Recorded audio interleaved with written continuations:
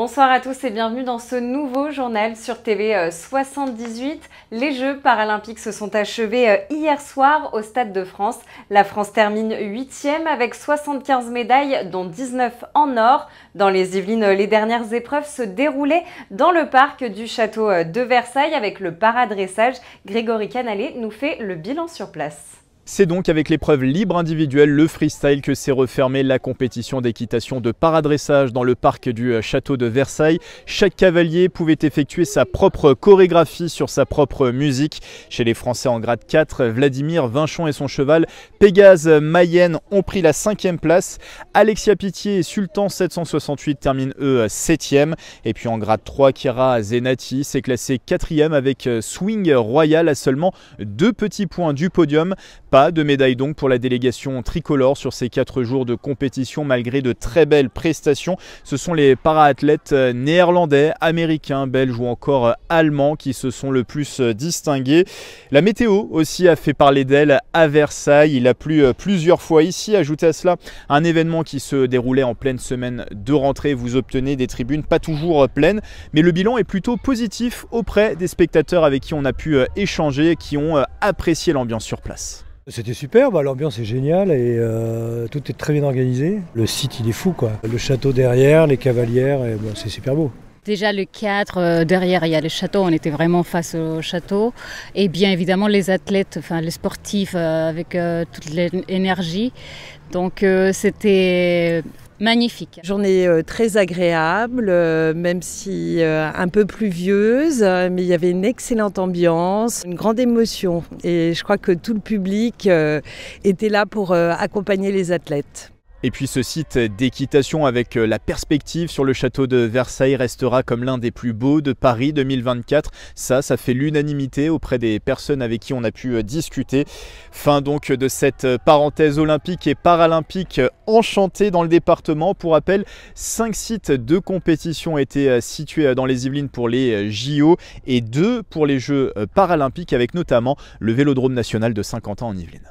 Et parmi les artistes présents lors de la cérémonie de clôture, hier soir, le DJ rambolitain Kid Ismail a mis le feu au Stade de France. Il a réinterprété son titre Make Love. Un point sur votre circulation maintenant. Attention, si vous devez emprunter le duplex A86 en soirée, dès aujourd'hui il sera partiellement fermé de 21h à 5h du matin en raison de travaux et ce jusqu'au 13 septembre. Des déviations sont mises en place. Dans l'actualité également, le concours des victoires du paysage revient pour une 9e édition. Cette année encore, il récompensera les plus beaux aménagements paysagers parmi les sites sélectionnés. 4 sont yvelinois, parmi eux la cour d'école René Pion à Triel-sur-Seine et le parc Princesse au Vésinet. Le public a jusqu'au 17 octobre pour voter. Connaissez-vous le brame du cerf? Chaque année, à l'approche de l'automne, il est possible d'entendre ce cri du cerf particulier dans les forêts des Yvelines. Pour se mettre dans l'ambiance, l'espace Rambouillet accueillait les champions d'Europe et le champion de France du brame, des passionnés qui reproduisent le son de l'animal grâce à un objet en bois. Regardez le reportage surprenant de Michael Elmidoro et Mathilde Franco.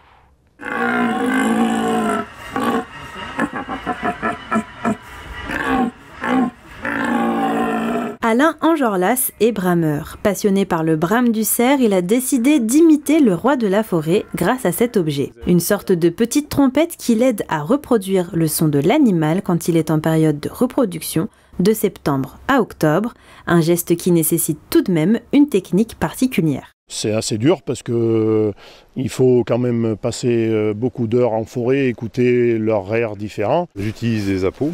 C'est pas des appos, c'est des porte-voix en fait. C'est un tube, hein, c'est pour amplifier, pour faire résonner le son qu'on émet. Donc je vais faire une petite démonstration là. Sans la peau ça donne.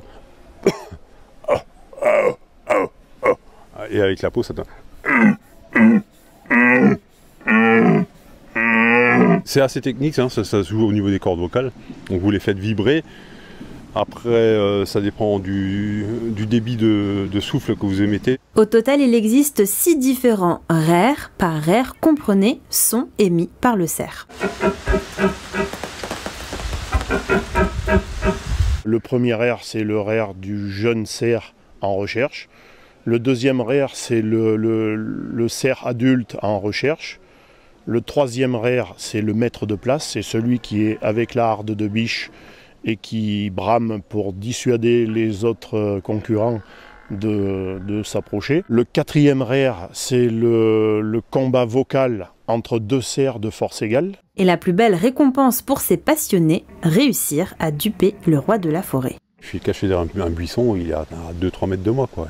Il a la tête pratiquement au-dessus de moi. Et à bon vent, il cherche, d'où que ça vient, et vous êtes là, vous le regardez.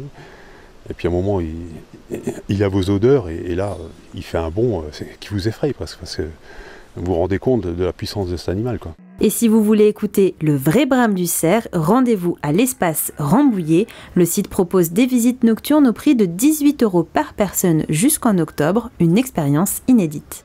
Et si vous souhaitez entendre le véritable brame du cerf, sachez que plusieurs forêts départementales vous proposent des sorties accompagnées de spécialistes.